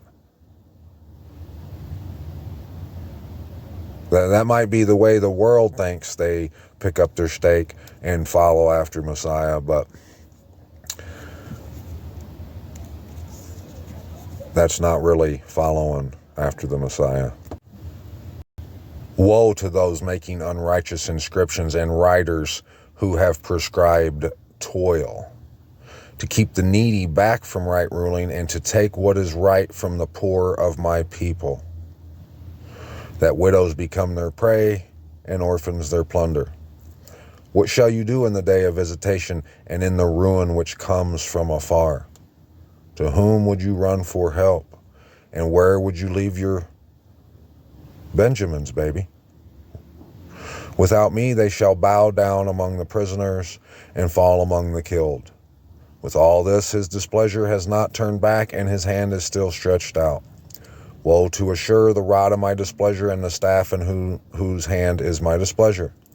Against a defiled nation I send him, and against the people of my wrath I command him to seize the spoil, to take the prey, and to tread them down like the mud of the streets. But he does not intend so, nor does his heart think so, for it is in his heart to destroy and cut off not a few nations. For he says, Are my princes sovereigns? Are not my princes sovereigns? Is not Calno like Carchemish? Is not Hamath like Arpad? Is not Samaria like Damascus? As my hand has found the reins of the idols, whose carved images excelled those of Jerusalem and Samaria. As I have done to Samaria and her idols, do I not do also to Jerusalem and her idols? And it shall be when Yahuwah has performed all his work on Mount Zion and in Jerusalem, that I shall punish the fruit of the greatness of the heart of the sovereign of Ashur, and the boasting of his haughty looks. For he has said, By the power of my hand I have done it. I made them return in this land, and by my wisdom, for I have been clever, and I removed the boundaries of the people, and have robbed their treasuries, and I put down the inhabitants like a strong one. And my hand finds the riches of the people like a nest, and I have gathered all the earth like forsaken eggs are gathered. And there was no one who moved his wing, nor opened his mouth with even a peep. Pretty much. But you hear my little peep, don't you? Peep, peep. Would the axe boast itself over him who chops with it, or the saw exalt itself over him who saws with it? As a rod waving those who lift it up, as a staff lifting up that which is not wood. Therefore the Master Yahuwah of hosts sends a leanness among his fat ones, and under his esteem he kindles a burning like the burning of a fire. And the light of Yasharal shall be for a fire, and his set apart one for a flame. And it shall burn and devour his weeds and his thorn bushes in one day, and consume the esteem of his forest and of his fertile field, both life and flesh, and they shall be as when a sick man wastes away with that wound. And the remaining trees of his forest shall be so few in number that a child records them. And in that day it shall be that the remnant of Yasharal, and those who have escaped of the house of Jacob, never again lean upon him who struck them, but shall lean upon Yahuwah, the set apart one of Yasharal, in truth. A remnant shall return, the remnant of Jacob, to the mighty Most High. For though your people, O Yasharal, be as the sand of the sea, yet a remnant of them shall return, a decisive end, overflowing with righteousness. For the Master Yahuwah of hosts is making a complete end, as decided, in the midst of all the earth. Therefore, thus said the Master Yahuwah of hosts, My people who dwell in Zion, be not afraid of Ashur, who struck you with the rod, and lifts up his staff against you in the way of Mitzrayim. For yet a little while, and the displeasure shall be completed, and my displeasure be to their destruction. And Yahuwah of hosts stirs up a lash for him, as the smiting of Midian at the rock of Oreb. And as his rod was on the sea, so shall he lift it up in the way of Mitzrayim.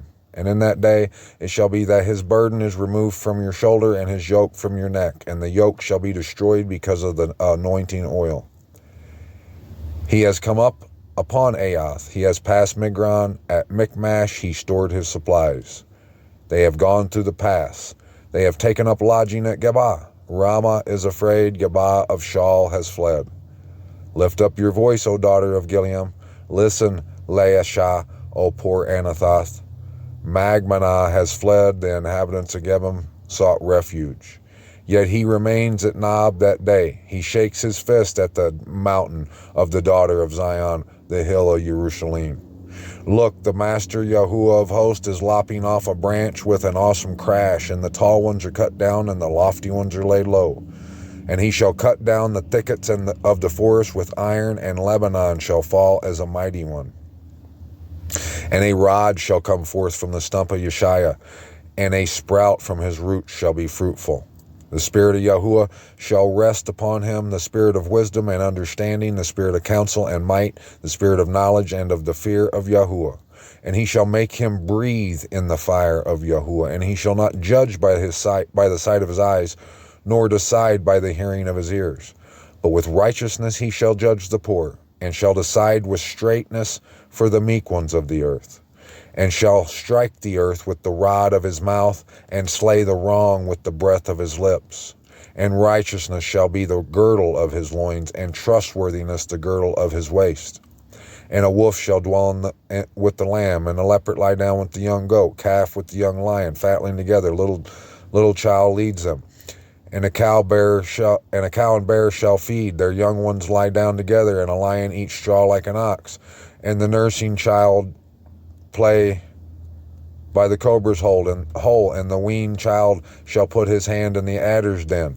They do no evil nor destroy in all my set apart mountain, for the earth shall be filled with the knowledge of Yahuwah as the waters cover the sea. And in that day there shall be a root of Yeshua, standing as a banner to the people. Unto him the nations shall seek, and his rest shall be esteemed. And it shall be in that day that Yahuwah sets his hand again a second time to recover the remnant of his people who are left from Ashur and from Mitzrayim, from Pathros, from Cush, and from Elam, and from Shinar, from Hamath, and from the islands of the sea. And he shall raise a banner for the nations, and gather the outcast of Yasharal, and assemble the dispersed of Yehuda from the four corners of the earth. And the envy of Ephraim shall turn aside, and the adversaries of Yehuda be cut off. Ephraim shall not envy Yehuda, and Yehuda not trouble Ephraim. But they shall fly down upon the shoulder of the Philistines toward the west. Together they plunder the people of the east, their hand stretching forth on Edom and Moab, and the children of Ammon shall be subject to them. And Yahuwah shall put under the ban the tongue of the sea of Mitzrayim, and he shall wave his hand over the river with the might of his spirit, and shall strike it in the seven streams, and shall cause men to tread in it in sandals. And there shall be a highway for the remnant of his people, those left from Ashur, as it was for Yasharal in the day when he came up from the land of Egypt, Mitzrayim.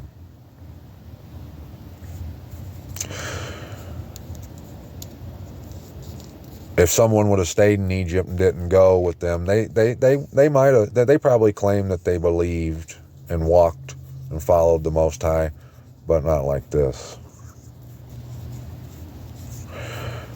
They might say that now, they do, but not like this.